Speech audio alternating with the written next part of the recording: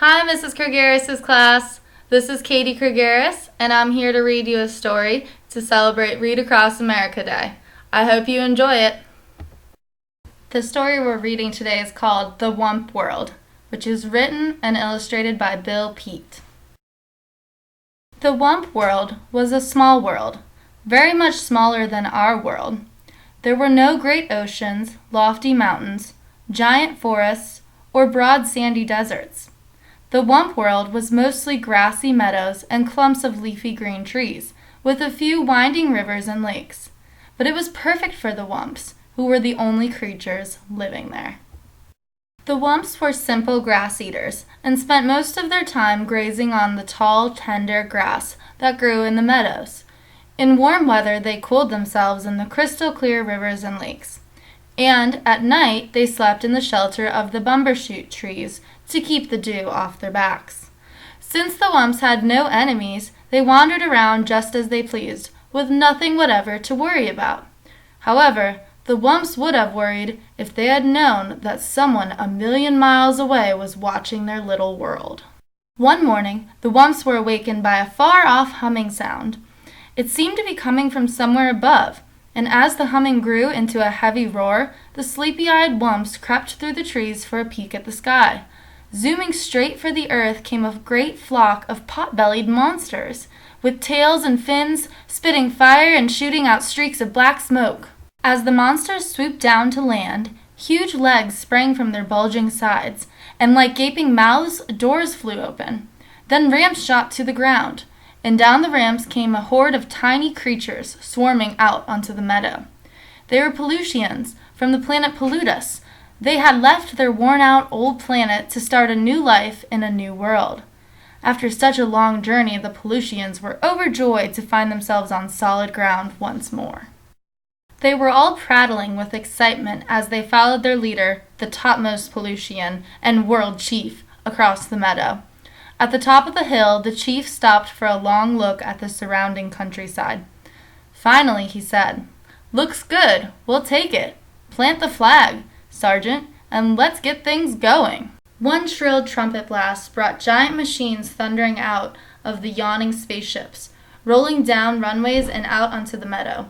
The timid Wumps had been watching warily from their shelter of the trees, and at the sight of the giant machines they were horrified. "Wump, Wump!" they cried, and in a wild-eyed panic they went humpity-clumping off through the trees to go diving headlong into the nearest cave. Then down they tumbled head over heels through a twisting tunnel to end up huddled together in dark caverns while the earth-shaking machines rumbled and roared high above. Once they got started, the monstrous machines moved at a furious pace, gobbling up trees and grinding them into bits. More giant machines flattened the ground, followed by great scoopers and scrapers and diggers and giant cranes. Soon the entire Wump world was overrun. The busy little Pelusians kept their mighty machines going, full blast, day and night, without let-up, in a frenzy to improve their wonderful new world. Suddenly, great cities sprang up, huge factory buildings with towering smokestacks, high-rise apartment buildings, and tall office buildings, and above them all loomed the 100-story skyscrapers. Along with the buildings came a tangle of streets and freeways with on-ramps and off-ramps, overpasses and underpasses, jammed with trucks and buses and cars of all sizes, rushing pell-mell in every direction. It was one great turmoil of noise and confusion, and there was still more to come. Meanwhile, the poor Wumps remained underground, wandering aimlessly through the caverns, feeding on the fuzzy green moss growing on the ledges and the mushrooms clustered in the crannies, and sipping the sweet water from the pools fed by underground springs. But they were very unhappy. For all they knew, they might have had to spend the rest of their lives down there. The Wumps didn't dare venture up to the surface, not even for a peek. They were much too frightened by the endless rumbling and roaring and loud screechings coming from above, and it was growing noisier by the day. There was more and more noise and more of everything. More buildings with more smokestacks, puffing more and more smoke. More freeways with more traffic. shooting out more and more clouds of exhaust. More trash and more trash piles with more and more waste gushing into rivers and lakes.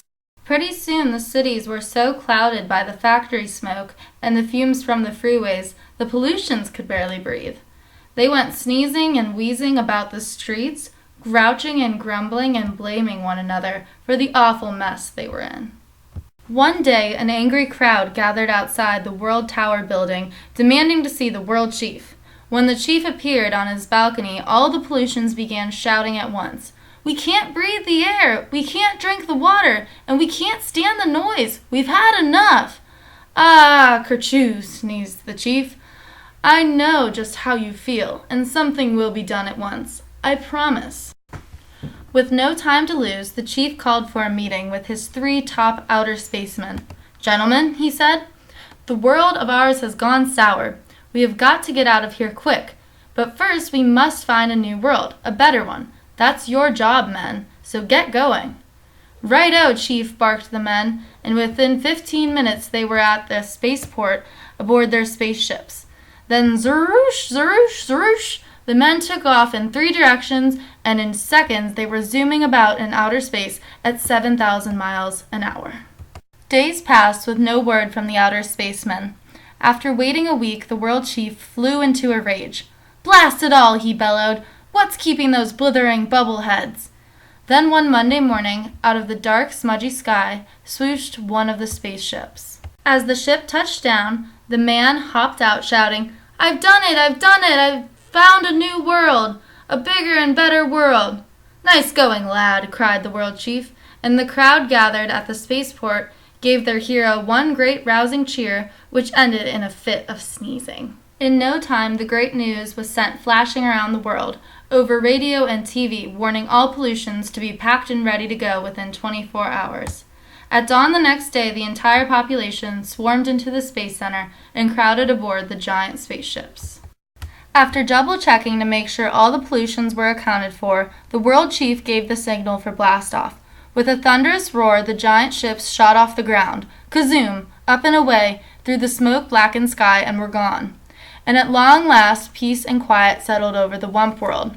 The sudden silence came as a shock to the Wumps.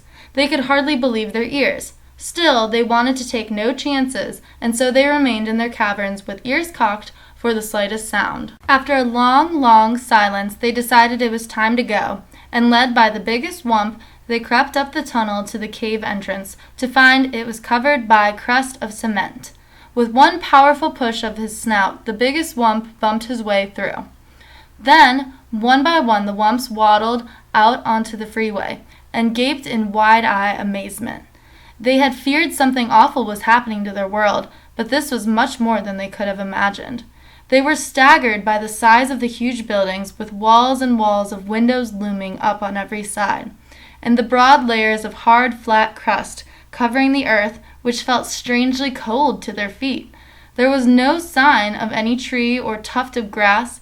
Even the sky was gone, and the Wumps wondered if there was anything left for them. At least they must find out. They wandered the freeways for miles, only to find more and more buildings with endless heaps of wreckage and rubble. For all they could see, their world was completely ruined.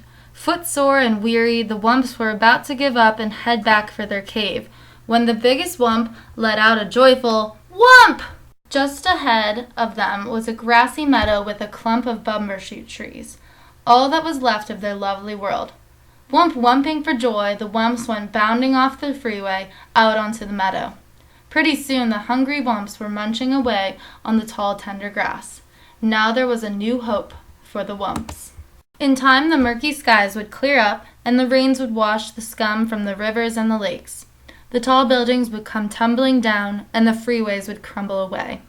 And in time, the green growth would wind its way up through the rubble. But the Wump world would never be quite the same.